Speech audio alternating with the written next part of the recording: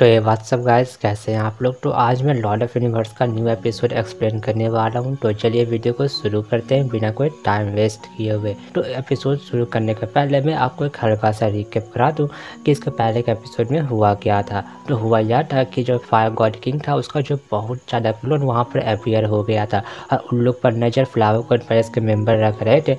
लेकिन इस चीज़ का पता फायर गॉड किंग को पता चल जाता है और वो जो है उन सारे लड़कियों को कैद कर लेता है। तो हमारा एपिसोड शुरू होता है जहाँ पे हम देखते हैं कि ये चिन जो है वहाँ पर वही सब चीज़ देख रहा था, जहाँ पर वो बोल रहा था कि इस बार जो 12 फायर गॉड किंग का क्लोन यहाँ पर अपियर हुआ है। तो ये बात सुनकर टेंटायू उससे पूछती है कि मास्टर अब हम लोग को क्या करना चाहिए। तो ये चिन बोलता है कि तुम्हें पता है कि इस वर्ल्ड में बिलियंस ऑफ क्लोन मौजूद है उस फायर गॉड का, और उन सब का कल्टीवेशन गॉड लेवल का कल्टीवेशन है। तो अभी मेरे पावर के हिसाब से, मेरे रिकवरी के हिसाब से मैं उन सबको मार तो नहीं सकता हूँ, लेकिन हाँ उन सबको इजीली हैंडल कर सकता हूँ। लेकिन ये दिक्कत यह है कि उन लोग जो तुम्हारे पीछे पड़ जाएगा। तभी टेंटायू बोलती है कि मुझे माफ़ कीजिए, मेरे कारण आप फिर से प्रॉब्लम में आ रहे हैं। ये चिन बोलता है कि इसमें चिंता करने की बात नहीं है, हम लोग सब एक ही परिवार के हैं, तो हम लोग ये सब कर सकते हैं। तभी बोल रहा था कि लेकिन दिक्कत की बात यह है हम लोग के कारण इस पूरे वर्ल्ड के जितने भी लिविंग बींग है उन सबको प्रॉब्लम का सामना करना पड़ सकता है। तभी हम मिस याव का सीन देखते हैं जो कि वहाँ पर दौड़ते हुए आ रही थी, और वो जब दौड़ते हुए आ रही थी तो वहाँ पर घंटी बजने का भी आवाज़ आ रहा था। तभी वो दौड़ते हुए ये चिन के पास आते हुए बोलती है कि मास्टर बहुत ज़्यादा ही बुरी खबर है कि सियाओ चेन जो है वहाँ पर फंस चुकी है फ्लावर गॉड वैली में। ये बात सुनकर टेंटायू बोलती है कि मास्टर क्या आप इसी चीज़ के बारे में बात कर रहे थे, और क्या हम लोग को सियाओ चेन को जाके बचाना चाहिए। तो ये चिन बोलता है कि देखो अभी तक तो उन लोगों ने वहाँ पर ट्रैप भी बिछा लिया होगा और उन लोग जो है हम लोग का इंतज़ार कर रहा होगा वहाँ पर आने के लिए। तो ये बात सुनकर तो हम देखते हैं कि जो मिस सियाओ थी वो बहुत ज़्यादा ही हैरान हो रही थी और बोलती है कि लेकिन मास्टर जो सियाओ चेन है और बाकी सब गर्ल्स हैं वो जो फायर गॉड का कोई भी मैच नहीं है, हम लोग को कुछ करना पड़ेगा। लेकिन तभी हम देखते हैं कि टेंटायू थी उसको इशारा करके शांत करवा देती है। तभी हम देखते हैं कि ये चिन कुछ देर सोचने के बाद बोलता है तुम्हें क्या लगता है कि तुम ट्रैप बिछाओगे और मैं फंस जाऊंगा, आखिर में तुम्हारी हिम्मत भी कैसे हुआ। अब बोल रहा था कि तुमने जो स्पेस गॉड किंग को बहुत ज़्यादा अंडरएस्टिमेट कर दिया है। और फिर तभी हमारा सीन चेंज होता है जहाँ पर हम देखते हैं कि जो मूकिंग थी वो वहाँ पर कल्टीवेशन कर रही थी। तभी रॉक्सी उसको बोलती है कि हम लोग को जल्द से जल्द बाकी सब लाइव कॉन्ट्रैक्ट को खोजना पड़ेगा ताकि हम लोग जो है मेरे मास्टर एंजिक को जिंदा कर सके। और रॉक्सी उससे पूछती है कि हम लोग कब जा रहे हैं।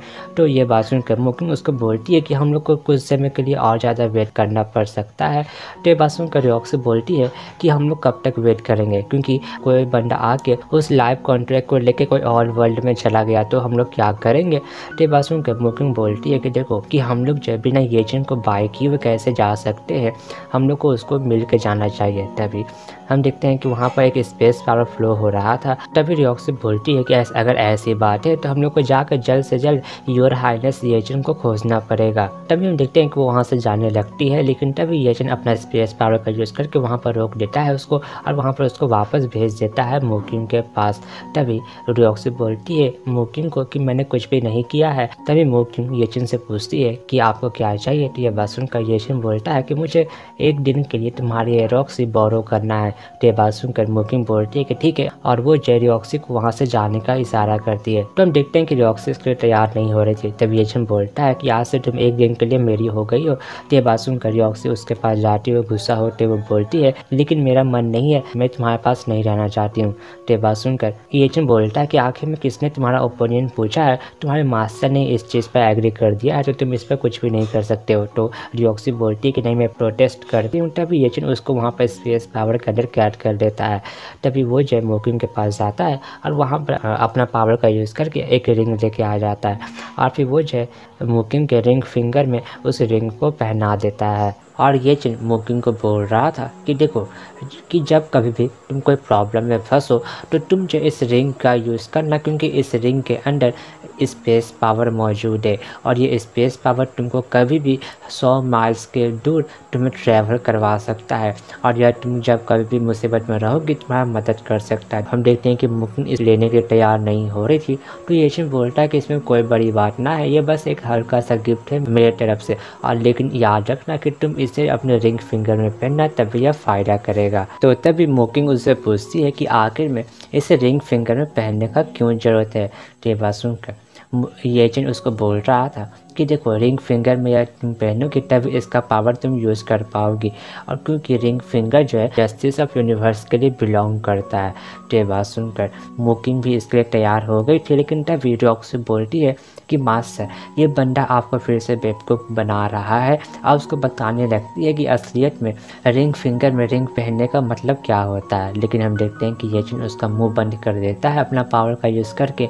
यह देखकर ये मोकिंग हैरान होती है और बोलती है कि आखिर में रॉक्सी को क्या हो गया। तो येजिन बोलता है कि चिंता मत करो, बस वो थोड़ा सा ख़राब हो गया, मैं उसको सही करके आता हूँ। और फिर वो जो है रॉक्सी के पास जाता है और बोलता है कि देखो, अगर तुम यहाँ पर अपना मुंह बंद नहीं रखते हो, अब जैसा मैं कहता हूँ वैसा नहीं करते हो, तो फिर यह याद रखना कि मैं तुम्हें टुकड़े टुकड़े में काट दूंगा और फिर तुम्हें बहुत ज़्यादा ही टॉर्चर करके रिंग फिंगर बना दूंगा। तो हम देखते हैं कि वो रॉक्सी को ना चाहते हुए भी मानना पड़ता है। तभी येजिन भी उनको बोलता है कि रॉक्सी बिल्कुल ठीक हो गया है, तो तुम इससे कुछ भी पूछ सकती हो। तो मोकिंग उससे पूछती है कि आखिर में तुम क्या कह रहे थे रिंग फिंगर के बारे में। तो रॉक्सी बहुत ज़्यादा सोचने लगती है कि आखिर में वो बोले तो बोले क्या, और वो जब येजिन की तरफ देखती है तो येजिन उसको डरा देता है। तो हम देखते हैं कि मोकिंग बोलती है कि हाँ याद आया कि जो रिंग फिंगर है वो तो रिप्रेजेंट करता है लॉ ऑफ यूनिवर्स को, जस्टिस ऑफ यूनिवर्स को। और इसी के साथ हमारा एपिसोड यहीं पर ख़त्म होता है।